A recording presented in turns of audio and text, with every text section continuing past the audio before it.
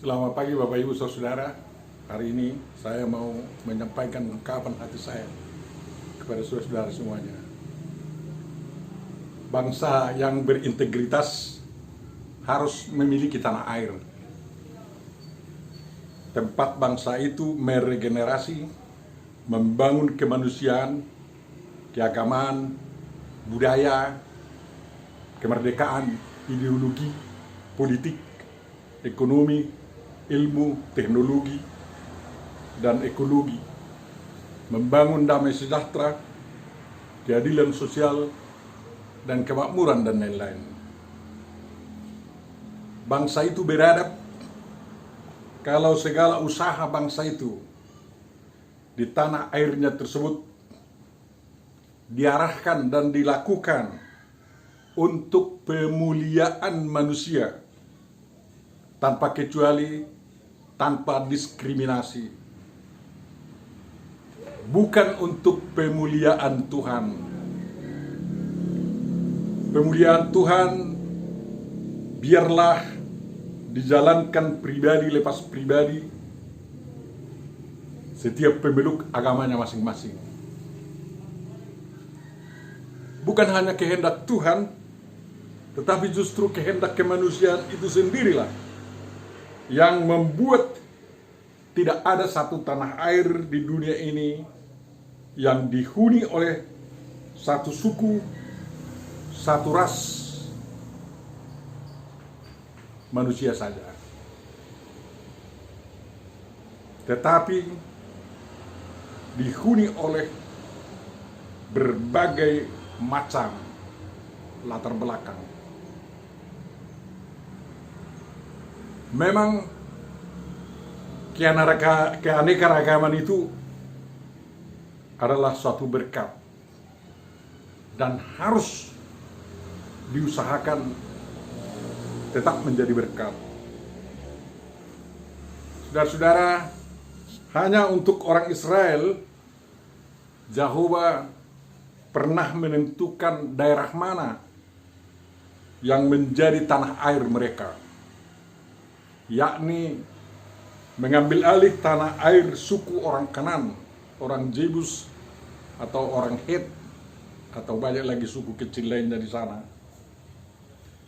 Janji memberikan tanah air bagi Israel itu dimulai Jehovah kepada Abraham, orang Ur Kasdim, yang menjadi kakek moyang bangsa Israel.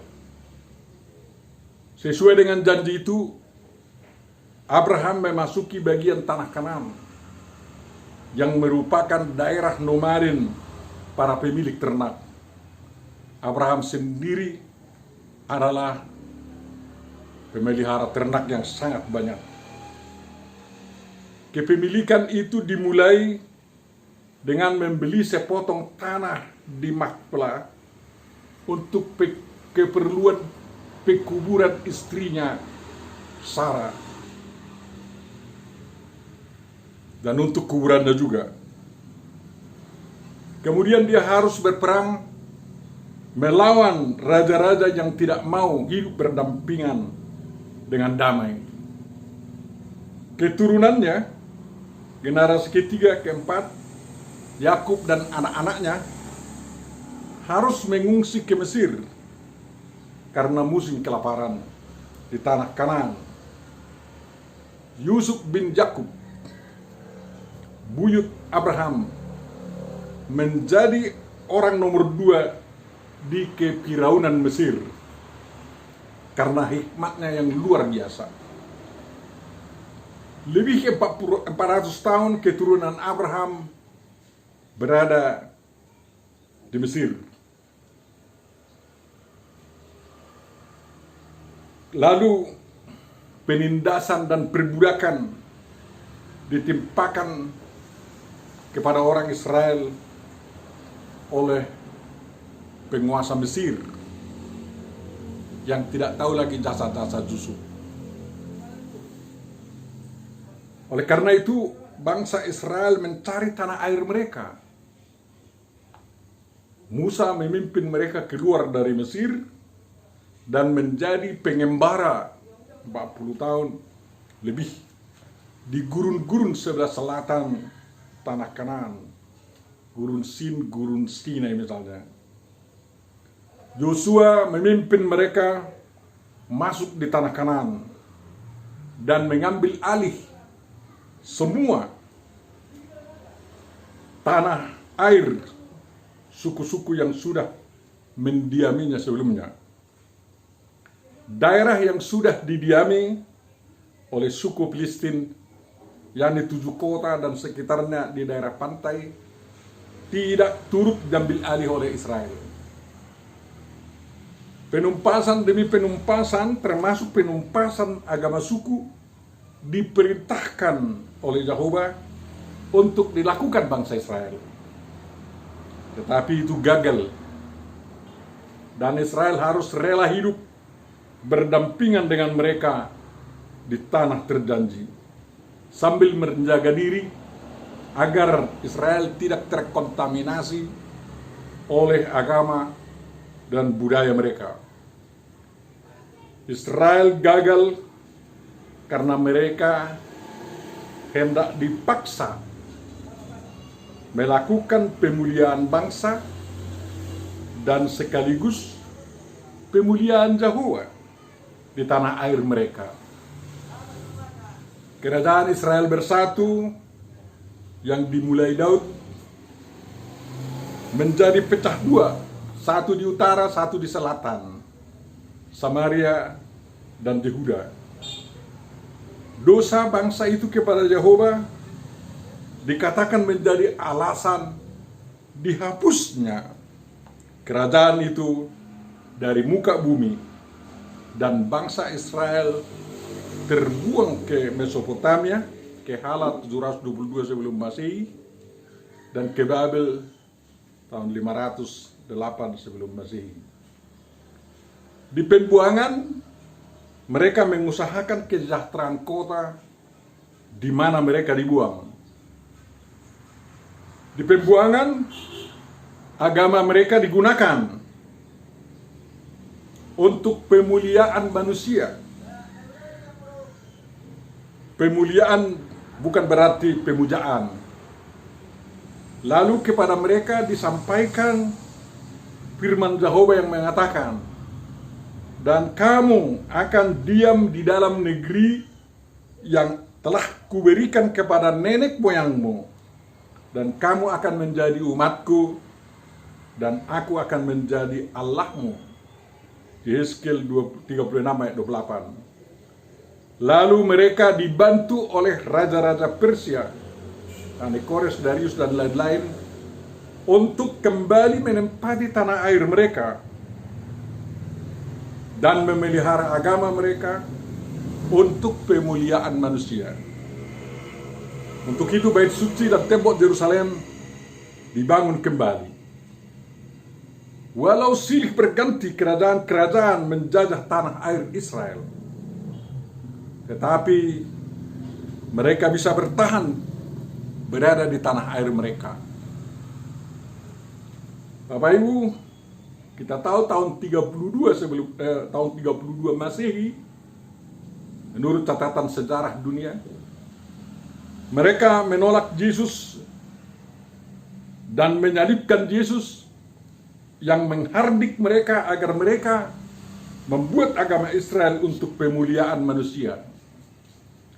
Mereka menyalibkan Yesus walau tidak ada kesalahan, kecuali dituduh menghina Yahweh karena dia menyebut dirinya anak Allah. Demi disalibkannya Yesus yang tak bersalah itu, mereka dengan lantang mengatakan, biarlah darahnya ditanggungkan atas kami dan atas anak-anak kami. Matius 27 ayat 25. Akibat perbuatan ini, umat Israel kehilangan tanah air mereka lebih 1000 tahun lamanya. Diperserahkan, mereka kembali membuat agama mereka demi pemuliaan manusia, sehingga banyak sekali dari keturunan Israel yang menjadi penemu ilmu dan teknologi untuk menolong manusia. Lalu mereka merindukan kembali mendapat tanah air mereka di tanah Israel, bukan di tanah Palestina. Tahun 1948 diproklamasikanlah negara Republik Israel yang tidak berdasarkan agama Israel, tetapi menjadi suatu negara internasional atau negara nasional yang menjunjung tinggi hak-hak asasi manusia. Israel modern itu dibangun untuk pemuliaan manusia, bukan untuk pemuliaan Jehovah. Warga negara Israel sendiri dari berbagai suku, etnis, ras, dan warna kulit. Di sana hidup berdampingan dengan damai orang yang menganut berlain-lainan agama. Agama Yahudi, agama Israel misalnya, agama Islam, agama Bahai, agama Zoroaster, agama Kristen, dan agama-agama lainnya. Penganutnya ada di sana. Israel bukan negara agama, melainkan negara nasional, negara hukum, dan negara demokratis. Sudah 5 kali pemerintah negara Israel menawarkan agar Palestina merdeka. Orang Palestina tidak mau, karena kemauan bangsa Palestina adalah lenyapnya negara Israel dari permukaan bumi. Haruskah begitu lagi seterusnya? Tuhan memberikan tanah air bagi bangsa Israel di zaman modern ini bukan untuk mengulangi kesalahan mereka di zaman dulu. Sekarang mereka mengharapkan kedatangan Mesias dan menanti-nantikan lahirnya seekor anak lembu berbulu merah sebagai tanda akan datangnya Mesias yang diharapkan mereka itu. Tetapi anak lembu seperti itu tidak akan lahir kecuali ada rekayasa genetik. Karena Jehovah menginginkan agar mereka menyambut Yesus Kristus sebagai Mesias mereka, seperti dilakukan orang Yahudi yang menjadi Kristen. Hal itu baik bagi Israel karena tidak akan ada lagi lahir orang yang benar-benar bisa memenuhi nubuatan-nubuatan perjanjian lama seperti Yesus Kristus, yakni Mesias yang menderita. Atau yang mereka harapkan adalah kedatangan Mesias, Yesus Kristus, kedua kalinya. Kalau demikian halnya, itu mengharapkan datangnya hari kiamat.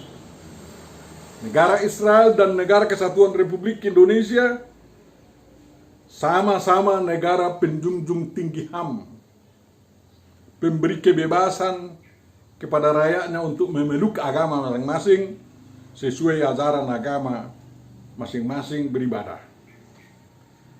Negara yang sangat multimajemuk, isinya dan manusianya sangat beraneka ragam, demokratis, negara hukum, bukan negara hukum agama. Mungkinkah kedua negara ini bekerja sama untuk perdamaian yang abadi di dunia? Tanah airku Indonesia, negeri elok yang amat kucinta, tanah tumpah darahku yang mulia, yang kupuja sepanjang masa. Doa saya, jayalah Indonesia, menang melawan COVID-19, diberkatilah Indonesia. Salam Paskah.